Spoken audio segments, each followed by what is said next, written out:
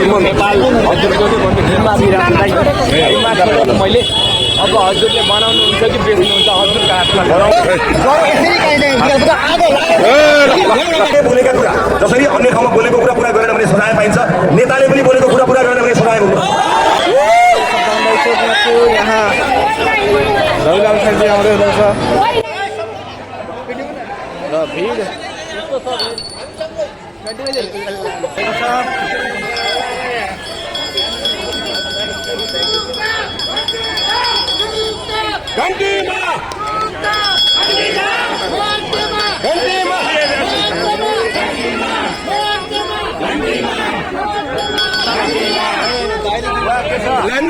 लाइनमा बस्दिनु होला अलिकति नजिकमा आइदिनु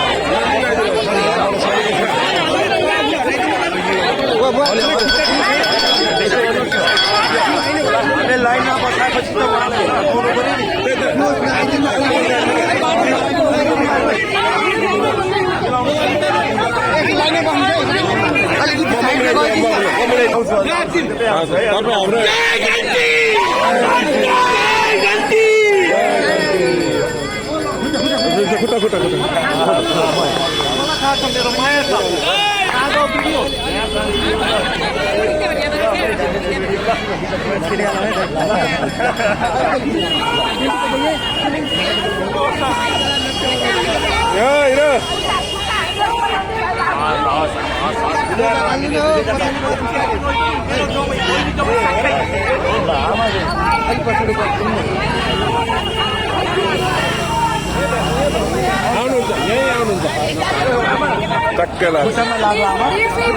खुट्टा बचा है खुट्टा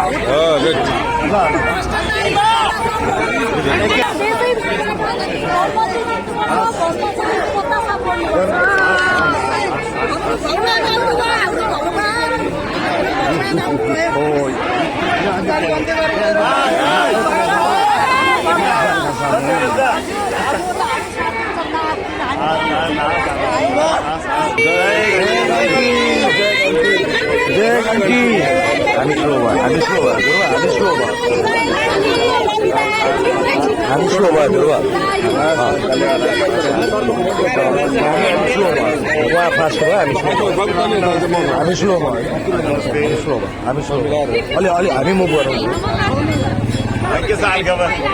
यो माला मात्र होइन मैले नेपाल हजुरको मैले अब हजुरले बनाउनुहुन्छ कि बेच्नुहुन्छ हजुरको हातमा बनाउँछौँ। म यहाँ पढेको डक्टर हो, यहाँ डक्टर पढिरहेको छु। बनाउनु भएन मेरो लागि बाहिर छ, बनाइदिनु भएन हजुरलाई धेरै सधैँ हामी बनाउँछौँ। हजुरलाई यो माला मात्र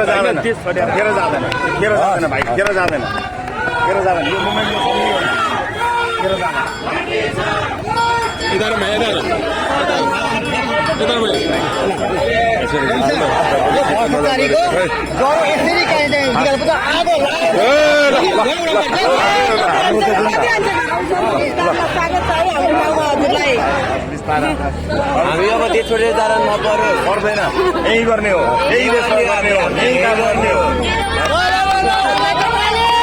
गर्ने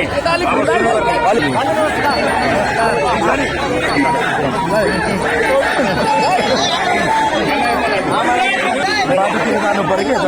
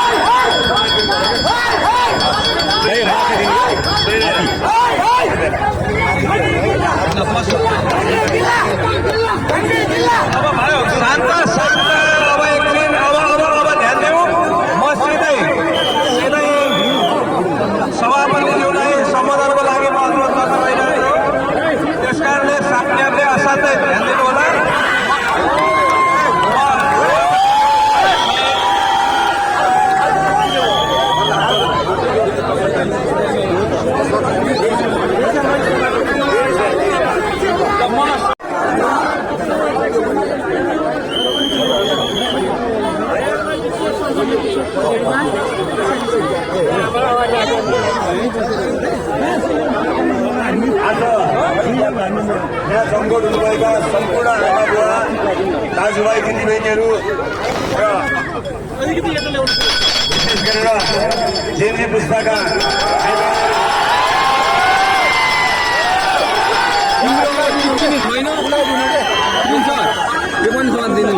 देशको भाग्य र भविष्य बदल्न सक्ने ताकत उनीहरूको हातमा छ।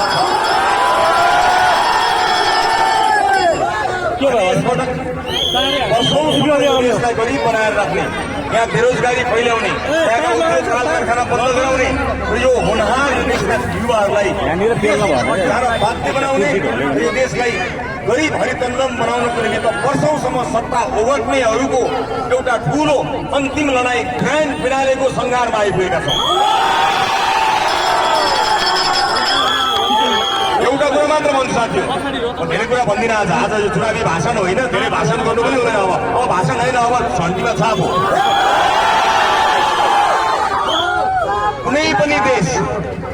कुनै पनि देश आज हामी सपना देखेका छौँ त्यो देश जान पाए भनेर। त्यो देश त्यस्तो किन भयो भने त्यस देशका जनताले नेता छान्दा, नेतृत्व छान्दा चुनावमा सही पार्टी र सही मान्छेलाई हेरेर विचार गरेर भोट हाले। नेपाल अब त्यही मोडमा आइपुगेको छ। यसपटक नेपालले आफ्नो भाग्य देशैभरिका र विश्वमा रहेका नेपालीहरूले हामीलाई के भन्यो भने तिमीहरू नयाँ र आशा गरिएका मानिसहरू एक ठाउँमा आऊ अनि मात्र हामी तिमीहरूलाई भोट दिन्छौँ भन्नुभएको थियो। हामीले तपाईँको आदेश मानेका छौँ, एक ठाउँमा आएका छौँ।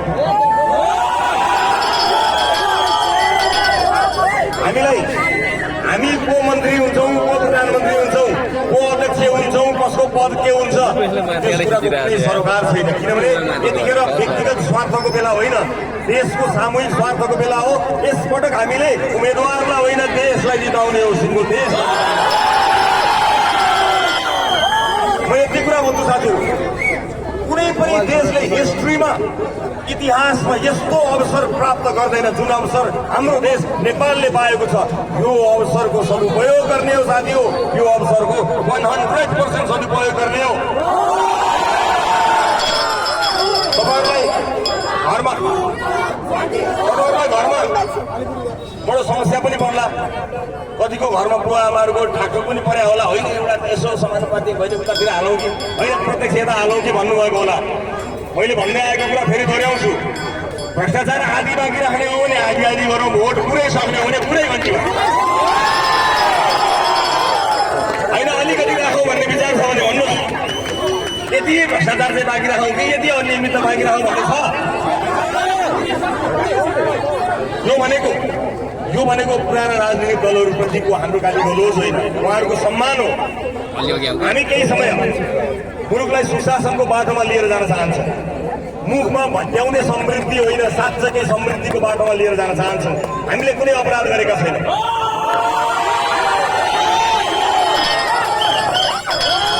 मैले सधैँ भन्दै आएको छु, मन्दिरको छतमा चराले निस्ट्याउँदा केही छतमा भोट उम्रने उर्वर भूमिका मान्छेहरू बालुवा बाहे केही नभएको ठाउँमा आफ्नो भाग्य खोज्नका लागि पसिना बगाइरहेका छन्। यो अन्याय हो। यसको हिसाब फागुन 21मा गर्ने हो। यो हिसाब हो। हामीलाई रिस उठेको छ, हामी आक्रोशित छौँ। विशेष गरेर हाम्रा भाइ बहिनीहरूको रगत बगेको छ। त्यसको हिसाब पनि अब मतपत्रमा नै दिने हो साथी हो। केही हामीलाई जति चित्त दुखेको छ त्यति जोडले घन्टीमा, हामीलाई जति अन्याय परेको छ त्यति मजाले घन्टीमा, हामीमाथि जति विभेद भएको छ त्यति धेरै घन्टीमा, र हामीमाथि जति अत्याचार भएको छ सबको हिसाब मतपत्रबाट मात्रै गरौँ। किनकि लोकतन्त्रको सबैभन्दा राम्रो विधि भनेकै मतपत्र हो। हाम्रा सम्पूर्ण कुराहरू जे भन्नु छ, जे गर्नु छ सबै मतपत्रबाट मात्र प्रकट गर्नेछौँ। म तपाईँहरूलाई यति कुरा भन्न चाहन्छु, 5 वर्षको स्थायी सरकार दिएर देशका तमाम व्यतिथिलाई अन्त्य गरेर अर्कालाई चिन्नुपर्ने, कसैलाई ढोग्नुपर्ने, कसैलाई नमस्ते गर्नुपर्ने, ठेक्कापट्टा पाउनको लागि पार्टीलाई चन्दा दिनुपर्ने, जागिर खानका लागि कसैलाई रिजाउनु पर्ने, कसैलाई ढोग्नु पर्ने, कसैसँग हुनुपर्ने, व्यापार व्यवसाय गर्नको निमित्त घुस खुवाउनु पर्ने, उद्योग कल कारखाना खोल्नको निमित्त पैसा बाँड्नुपर्ने, चुनाव जित्नका लागि पैसा बाँड्नुपर्ने, यो सबै युगलाई एकैपटक अन्त्य गर्ने हो, डिपार्चर नै। हामीले पनि चाहेको भए म चाहिँ यो मन्त्री हुन्छु, म चाहिँ यति हुन्छु, दुईटा सभापति राख्ने यस्ता पदको बाँडफाँड गर्न सक्छौँ। हामीले गरेनौँ। एउटै पार्टी, एउटै चुनाव चिन्ह, एउटै सभापति, एउटै प्रधानमन्त्री, 5 वर्ष स्थायी सरकार, 5 इयर्स। यो 5 वर्षमा देशले सङ्केत देखाउँछ के हो सुशासन, के हो विधिको शासन, के हो कानुनी राज्य कस्तो हुन्छ, यो 5 वर्षमा स्थापित गरेर देखाउँछ। र बोलेर होइन, लेखेर यसपटक हामी नागरिकसँग कन्ट्र्याक्ट गर्दैछौँ, करार गर्दैछौँ। यो करार पत्र सार्वजनिक हुनेछ। हामीले बोलेका कुरा, जसरी अन्य ठाउँमा बोलेको कुरा पुरा गरेन भने सजाय पाइन्छ, नेताले पनि बोलेको कुरा पुरा गरेन भने सजाय भोग्नु। सजाय भोग्न तयार नभएको नेताले चोक चोकमा आश्वासन बाँडेर हिँड्न पाइँदैन। आश्वासन बाँडिसकेपछि पुरा गर्न सक्नुपर्छ। त्यसकारणले यसपटक हामी नागरिकसँग करार गर्दैछौँ। म केही बेर अगाडि सुकुम्बासी बस्तीको छेउमा गएर आएको थिएँ। साथीहरूले के हुन्छ भनेर भन्नुभयो। कानुनले जे भन्छ त्यही हुन्छ। कुनै पार्टीको कार्यकर्तालाई भर्ती केन्द्रमा बनाएर, कार्यकर्ताको भर्ती केन्द्र बनाएर, सुकुम्बासी आयोग बनाएर आफूलाई भोट हाल्ने मान्छेहरूलाई मात्रै दिने बाँड्ने, अनि वास्तविक पीडितहरूलाई चाहिँ सधैँ पीडित बनाइरहने र भोट बैंकका रूपमा तिनलाई सधैँ बेच्ने त्यो सटर सदाका लागि बन्द गर्ने। रासोपाले गैर कानुनी काम गर्दैन। कानुनी रूपमा जसले प्राप्त गर्नुपर्ने हो अधिकार, उसको अधिकार छिनिँदैन। चाहे भोट पाओस् नपाओस्, हुन्छ त त्यही कानुनले भनेभन्दा बाहिर गएर कार्यकर्ता पोस्ने र वर्षौंसम्म समस्यालाई जिउका त्यो राखिरहने, अनि चुनावमा आएर आश्वासन बाँड्ने, भोलि दिन्छु भन्ने, यस्ता झुटा बाजा र झुटा आश्वासन राष्ट्रपालले दिँदैन। त्यसकारणले कानुनी राज हुन्छ, कानुनको पालना हुन्छ। नियम कानुनको अधीनमा रहेर सबै नागरिकलाई समान हक र अधिकारको प्रत्याभूति दिनको लागि 21 गते तपाईहरूले आफ्नो विवेक प्रयोग गर्नुपर्ने हुनेछ। आफ्नो भाग्य र भविष्य कुनै नेताको हातमा नछोड्नुहोस्, आफ्नै हातमा राख्नुहोस्। म यससँगै तेस्रो पटक चुनाव लड्दैछु। मका केही मान्छेहरू आउनुहुन्छ, भन्नुहुन्छ मसँग 500 भोट छ, मसँग 5000 भोट छ, योसँग 3000 भोट छ। यो भोटको ठेक्का कहिले दिनुभयो तपाईँहरूले अर्कालाई? तपाईँको भोट तपाईँसँग छ कि त्योसँग छ? किन बार्गेनिङ गर्छ? अनि त्यो किन बार्गेनिङ गर्छ? एउटा राँगो देऊ, 4वटा खसी देऊ, 5वटा कुखुरा देऊ, 2 लाख 4 लाख 5 लाख देऊ, त्योसँग 500 तपाईँको भोटको पसल त्यसले किन खोल्दैछ? त्यो किन आउँदैछ? मसँग 500 भोट छ, मसँग 200 भोट छ, मसँग 1000 भोट छ भनेर त्यसको भोटको पसल बन्द गर्ने हो। आफ्नो भोट आफ्नो खल्तीमा राख्ने, आफ्नो विवेक प्रयोग गर्ने। यसपटक भोटमा कसैलाई दलाली गर्न दिने होइन।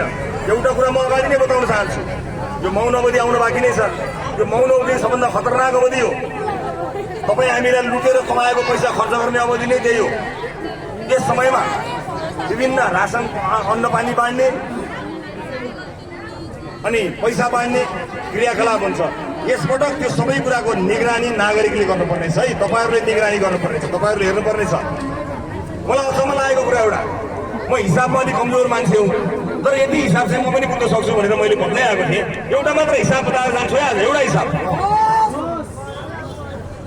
नेता हुने बित्तिकै आम्दानी बढ्ने त होइन, उल्टो घट्छ। हाम्रो त घटेको छ, अरू कसरी बढेको थाहा छैन। नेता हुने बित्तिकै आम्दानी बढ्ने त होइन। चुनावमा पैसा बाँड्ने, सरसामान बाँड्ने, सबै कुरा बाँड्नको लागि पैसा खर्च भएपछि उसको खल्तीबाट त उसको खाताबाट पैसा घट्नुपर्ने हो नि, घटेको छैन। अनि यो पैसा कहाँबाट आयो? कहाँबाट आयो भने चोरेको पैसा।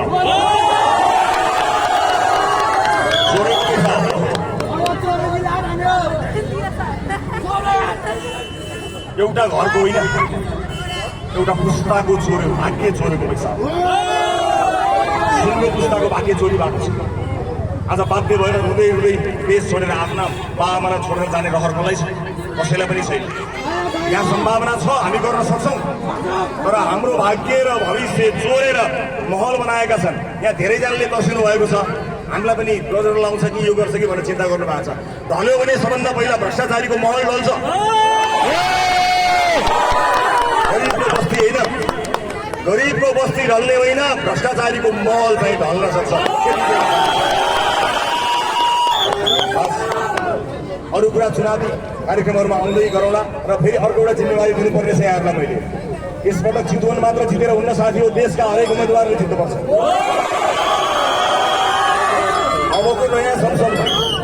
अबको नयाँ संसदमा रासोपाले जेनजीका प्रतिनिधि टन्नै राखेको छ, घाइतेका प्रतिनिधि हुनुहुन्छ, शहीद परिवारबाट पनि हुनुहुन्छ, क्षमतावान योग्य भिजनरी पढे लेखेका अनुभवी मानिसहरूलाई आफ्ना उम्मेद्वारका रूपमा लिएर गएको छ।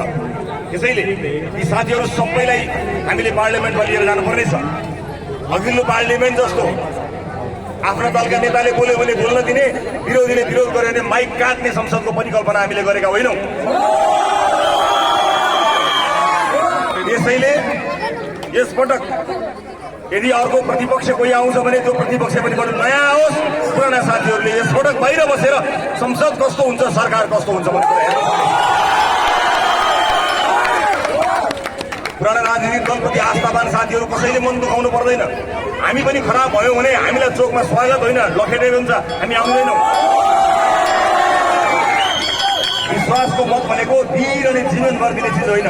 रासोपाको सदस्यता कसैले लिनुभएको छ भने रासोपाले गलत गर्यो। 5 वर्षको स्थायी सरकार कायम दिँदाखेरि पनि तपाईँले भोट दिएर 5 वर्ष स्थायी सरकार चलाउने म्यान्डेट दिँदा पनि रासोपाले यिनीहरूले जस्तो सिनको भाँचेन भने सबभन्दा पहिला रासोपाको सदस्यता च्याप्नुहोस्। सबभन्दा पहिला यो दुनियाँमा विकल्प जहिले पनि हुन्छ। यो लोकतन्त्र खतरामा भयो भनेर चिन्ता गर्छन्। तपाईँहरू चुप लाग्नुभयो भने त्यो पुरानो नेताजीहरूलाई म यति भन्छु, लोकतन्त्र खतरा तपाईँका कारणले छ, हाम्रो कारणले छैन। लोकतन्त्र खतरामा छैन। यदि खतरामा गयो भने जोगाउने जनता छन्, कसैले पिर लिनु पर्दैन। लोकतन्त्र खतरामा गएको थियो, जेनजीले ट्र्याकमा ल्याएको हो। कुनै नेताले लोकतन्त्रको गणतन्त्रको ठेक्का नलिए हुन्छ। जनता छन् जोगाउने, जनताले जोगाउँछन्। रासोपा खराब भयो भने रासोपालाई खान सक्ने विवेक भएका जनता भएको हुनाले जनताका विवेकलाई सबै कुरा छोड्न चाहन्छु। आजको यो उपस्थितिका लागि यहाँहरू सबैलाई धेरै धेरै धन्यवाद दिन चाहन्छु। यसपटकको चुनावमा मेरो प्रतिनिधिका रूपमा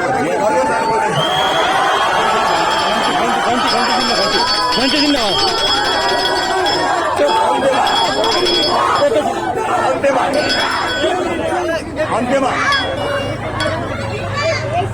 इतिहासले दिएको यो अवसरलाई गयो भने थाहा छैन हामी जस्ता मान्छेहरू राजनीतिको यो घोरी मैदानमा आँट गरेर साहस गरेर फेरि आउँछन् कि आउँदैन मलाई थाहा छैन, म यसै भन्न सक्दिनँ। हामीले जोखिम हुने, हामीले आँट गऱ्यौँ। यो देशका सबैभन्दा ठुला अपराधीसँग लड्ने ताकत राख्यो, हिम्मत राख्यो। कसका लागि? हाम्रो लागि होइन, तपाईँहरूको लागि।